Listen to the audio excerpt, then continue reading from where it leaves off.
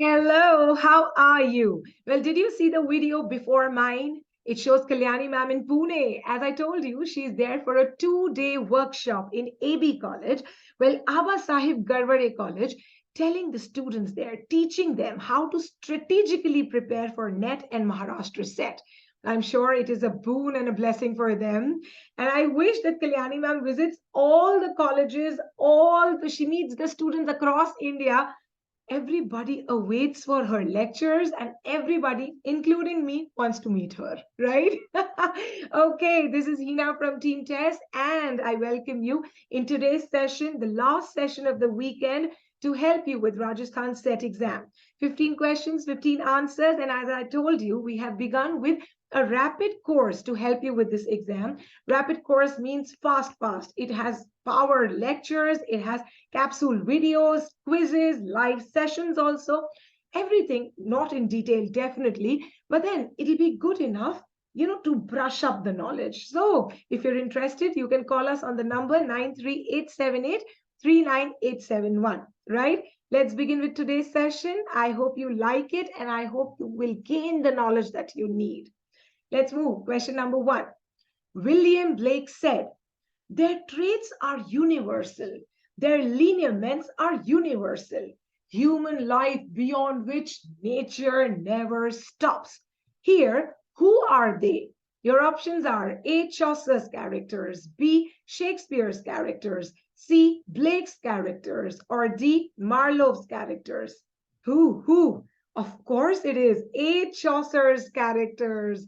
Abhi dekho, Chaucer brought the entire England into his Canterbury Tales. Except for the king and the pauper, he got all the classes together, coming together for their pilgrimage. And now Chaucer described their dressing, their mannerism, everything. So Blake made this comment about Chaucer's characters, and he said that, Chaucer's characters embody universal traits of human nature. Now, for example, night always, today and tomorrow, will be guardian of man against the oppressor. And then prioress, like all the women, will want to imitate the higher classes. इसका मतलब कल अगर नाम भी change हो जाए इन professions का, but the traits that they carry, the universal traits that these characters carry, will remain the same. Okay, now William Blake, was an English romantic poet who lived from 1757 to 1827, right? Let's move on. Question number 2. In the play Hamlet, who utters these lines? When sorrow come, they come not single spies, but in battalions. When sorrow comes, it comes in battalions. Who said it? Option A, Hamlet, B, Ophelia, C, Claudius, or D, Polonius. It is by option C, King Claudius. Well, Claudius uttered these lines to his wife Gertrude. And King Claudius, the antagonist, the villain in Hamlet, who actually poisoned and killed his brother to obtain the throne of Denmark. Okay, now he said these words because he could foresee the clouds of sorrows coming towards him. Because Hamlet was gone, Polonius was slain, Ophelia was getting mad, everything was going haywire. But boss, as you sow, so shall you reap, right, Claudius? Well, you are the one who's responsible for all this, right? The sorrows coming to you in battalions. Okay, let's move on to question number 3. Spenser wrote preface to the Faerie Queene in the form of a letter. Who is this letter addressed to? Your options are A. Philip Sidney, B. Queen Elizabeth I, C. Walter Raleigh, or D. Francis Bacon. बताइए letter किसको address किया Spenser ने? It is option C, Sir Walter Raleigh. Now, Spenser, is a 16th century English poet best known for the Faerie Queene. The Faerie Queene is an epic poem in 4,000 stanzas. मतलब 4,000 तक मैं गिनती ना कर पाऊं, Spenser ने 4,000 stanzas लिख लिए in the Faerie Queene. This makes it one of the longest poems in English language. Now, actually, it is an allegorical presentation of virtues through Arthurian knights in the mythical land of Fairyland. Okay, and now let's come to the answer. Well, actually, the preface to the Faerie Queene was written in the form of the letter to Walter Raleigh. Walter Raleigh was a leading statesman, soldier, and writer of the Elizabethan era. और इस letter में Spenser ने लिखा that through Faerie Queene, I want to glorify England and its Protestant values.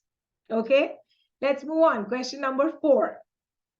Quote, fame is the spur that clear spirit doth rise to scorn, delight, and live laborious days. In which poem of Milton does this line occur? Your options are A, Paradise Lost, B, Lycidas, C, On His Blindness, or D, Upon the Circumcision.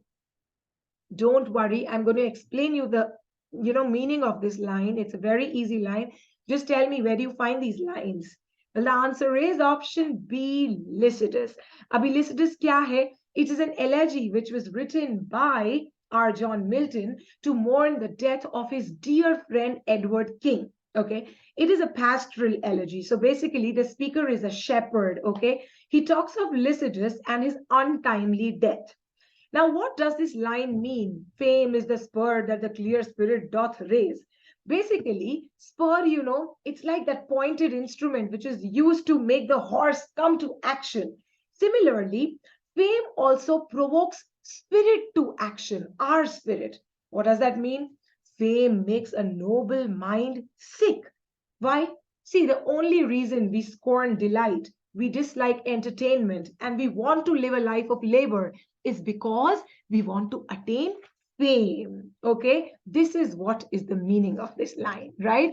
But then the speaker, the shepherd, says after this that being a shepherd is no longer fun. It used to be, because Lycidas is not around. Okay, and now it seems like a tough word, shepherding.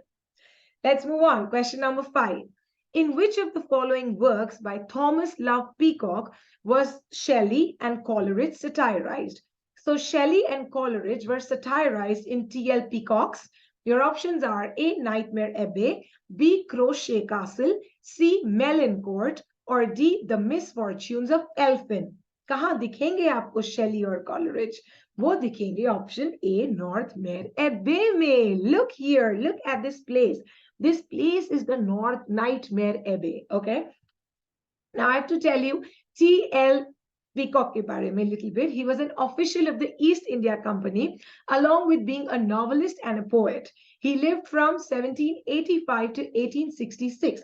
And his works were usually very satirical, okay? People criticizing about other people and opinions. This takes us to his Nightmare Abbey of 1818. It's a novella in which, you should know it, Shelley is represented by Mr. Skythrop, while Coleridge is represented by Mr. Flosky, okay? So Shelley is Skythrop and Coleridge is Flosky, okay? Easy. Let's move on to question number 6. Who wrote The Isles of Greece? A fine appreciation of the great deeds done by the Greeks in the past. Okay, so to sing the praises of the Greeks, who wrote The Isles of Greece? Your options are A, Milton, B, Shelley, C, Keats, or D, Byron. Bataiye. It is, look here, by Lord Byron, who lived from 1788 to 1824. Well, I have to tell you, The Isles of Greece is actually a song, okay, inside the 3rd canto of Don Juan. Now, what is Don Juan? It is by Lord Byron, a satirical epic poem of 1819, which was inspired by a Spanish figure, a Spanish person who was called Don Juan. Originally, Don Juan was a womanizer. Lekin Byron ne thodi idhar na cheating kar di. What did he do? He turned Don Juan into such a character. He is not a womanizer. In fact, he's an easy prey to women's seduction. That's so bad. I can smell patriarchy here. Okay, let's move on. Question number 7. Which chapters of Biographia Literaria are devoted to the study of Wordsworth? Your options are A, chapter number 14 to 22, B, 7 to 13, C, 1 to 3, or D, 17 to 21. Bataiye, Biographia Literaria, which is a critical autobiography of Coleridge, क्योंकि इसका subtitle क्या है? Biographia Literaria, biographical sketches of my literary life and opinions. इसमें Wordsworth कहाँ mention किए गए हैं? Answer is option A, chapter number 14 to 22. There were total 24 chapters. And in this work, Coleridge has actually discussed about Kant, various post-Kantian writers, David Hartley, and other people, of course, including Wordsworth. Okay, आगे बढ़े. Question number 8. Which work by Northrop Frye, a Canadian critic, is an influential defense of William Blake's allegorical system? So Northrop Frye basically studies William Blake in which book of his? Your options are A, Fearful Symmetry, B, Anatomy of Criticism, C, Fables of Identity, or D, The Well-Tempered Critic. You know it? Yes, you do. It is option A, Fearful Symmetry, a study of William Blake. That is the complete title, published in the year 1947. Abhi dekho, Blake's work during his time was considered to be obscure. But Frye said that no, we have to interpret Blake within his historical and social context. Obviously, if you want to study me, first you will study about my history, about my society, and then you will come to me, right? This is what Frye is saying, right? And here he actually speaks about Blake's visionary symbolism, okay? Now, a fact. Fearful Symmetry is the first book by Northrop Frye. You should know that also. Easy. Let's move on. Question number 9. Publication details of a book appear on which page? Which page do you find the publication details of a book? Your options are A, back of the title page, B, next to the cover, C, back side of the front cover, or D, before the preface or acknowledgement. It's very easy. एक book खोलिए और देखिए मैं दिखाती हूँ. The answer is option A, back of the title page. So I have my book, What, When, Why, How, our multiple choice question answer book. Here I open the title page. What, When, Why, How. This is my title page. And back of the title page. Oh, sorry. This is my title page, of course. This is my title page, my complete title page. And back of the title page is my publication details. Look, it's written here, published by Bodhi Tree Books and Publications, etc., etc. So back of the title page has the publication details. Sometimes things are right in front of you, but you don't know ki kahan hai, right? I mean, everything is so easy if we just keep an open eye and an open mind, right? Let's move on to question number 10. Laura Mulvey's essay, Visual Pleasure and Narrative Cinema, uses, don't get confused, it's a very easy answer. Your options are A, Lacan's concept of gaze, B, Lacan's concept of mirror stage, C, Freud's concept of sublimation, or D, Lacan's notion of fragmented body. Basically, Visual Pleasure and Narrative Cinema, this is an essay by Laura in which she talks of option A, Lacan's concept of grace. Abhi Laura is not very famous, so I think thoda sa I'll tell you. Well, she's a British feminist film theorist. Basically, she's related to the film industry. Born in 1941, she's now 81 years old. And this essay of hers actually speaks about sexual, social, and political inequality between men and women. This inequality is also showcased in our cinemas through the male gaze. Abhi male gaze kya hoti hai? A woman is sitting while the male is gazing at her. A woman is bathing while the male is gazing at her. Basically, Laura tells us that woman is the one gazed at while male is the gazer. Automatically, gazer is at a higher position than the gazed, which means patriarchy. Okay, this is what she tells us. And now, male gaze is related to 3 important behaviors according to Laura. Voyeurism, scopophilia, both of them are related to sexual pleasures, looking for sexual pleasures at somebody secretively. And third is narcissism. So narcissism is the pleasure that you get by contemplating yourself. These 3 concepts are related to gaze. And where did she take this male gaze from? Through Lacan's concept of gaze. Is it easy? Very easy. Let's move on. Question number 11. All of these are reader response critics, except your options are A. Hans Robert Joss, B. Maud Botkin, C. Stanley Fish, or D. Wolfgang von Iser. इनमें से कौन है जो reader response critic नहीं है? You know it? Yes, you do. It is option B, Maud Botkin. Maud Botkin, though, is actually connected with the archetypal patterns in poetry, right? In which she has discussed meanings behind poetic images and symbols and structure. That is what Maud Botkin is known about. And all these three, the other three, are reader response critics. Let's move on to question number 12. Which of these novels by Anita Desai deals with an Indian village, Thul, and the lives of Leela, Hari, and their family? Your options are A. Fasting Feasting, B. Clear Light of the Day, C. Fire on the Mountain, or D. The Village by the Sea. Anita Desai's novel, a family novel, Leela, Hari are brother and sister. It is option D, The Village by the Sea. Well, I have to tell you a little bit about this beautiful novel. You know, total there are 4 siblings, but the story mainly is about Leela and Hari. Their mama is bedridden and papa is an alcoholic. They belong to a poor family in a village which is actually by the sea. Now, Leela takes the responsibility of the house while Hari, he works in the fields. But after some time, they start working at a rich household of the De Silvas.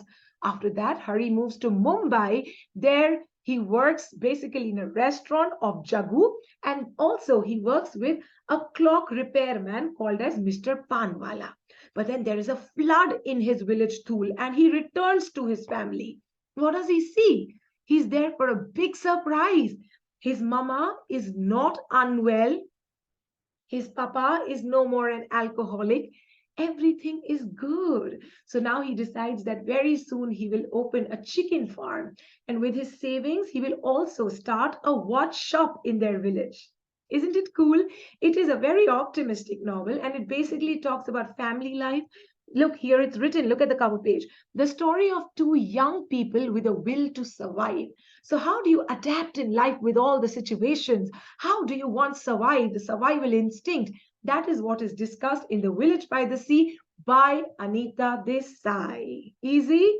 Yes, it is. Let's move on. Question number 13. Which of these terms is not equivalent to the concept of mother tongue? Your options are A. First language, B. Prime language, C. Native language, or D. Home language. बताइए, इसमें से एक term तो कभी use ही नहीं होता. It is option B. Prime language. See, listen, mother tongue is our first language, it's our native language, it's our home language, but not prime language. No, that's a wrong option. This takes us to question number 14. Which essay by Emerson uses the term hobgoblin? Hobgoblin. Your options are A. Circles, B. The poet, C. Self-reliance, or D. The oversoul. Hobgoblin, ये पूरा quote है, मैं आपको बताऊंगी. It is used in option C, Self-Reliance, published in the year 1841. Well, about Ralph Waldo Emerson, we know he was an American writer of transcendentalist movement. Transcendentalist movement क्या कहती है? तुम भी अच्छे, मैं भी अच्छी, इंसानियत ही अच्छी. Everybody is good, no matter, you know, the societal institutions have corrupted people, but they are at their best when truly self-reliant. And from this self-reliance is the source of Emerson's most famous quote. Shall I read the quote to you? It says, "A foolish consistency is the hobgoblin of little minds." A foolish consistency is the hobgoblin of little minds. Hobgoblin is basically a home spirit, but very mischievous home spirit, okay? Now, what does Emerson mean by this? Emerson says, एक fool आदमी ही होगा, एक fool statesman, एक fool philosopher, जो कि अपनी बात पे डटा रहेगा. You know, who does not want, who refuses to rethink their prior beliefs, who don't want to change. They are fools. Foolish consistency, it is the hobgoblin of little minds. No, great people always change themselves, adapt themselves to new situations. So that is what Hobgoblin's quote by Emerson in his essay Self-Reliance, published in the year 1841, is all about. Okay? This takes us to the last question of the day. The term ecocriticism was coined by, your options are A. Cheryl Glotfelty, B. William Ruckert, C. Annette Kolodny और D. R. Nais. बताइए किसने दिया ecocriticism term? The answer is option B, William Ruckert. Well, William Ruckert in his 1978 essay called as Literature and Ecology, an Experiment in Ecocriticism, coined this term. And what is ecocriticism? It is a study of literature and environment. Basically, when you study literature in context of environment or in relation to the modern environmental concerns. Okay, done. We are done for the day. I hope you like the video and do study consistent, hard and happy. Abhi happy weekend ho jayega. 2 दिन I'm going to come with poem reading. Monday say we're going to have something new. What to know that? Keep coming to our channel and of course share it with your friends and relatives. It's going to be awesome. Thank you so much. This is Hina from Team TES. Bye bye. Take care.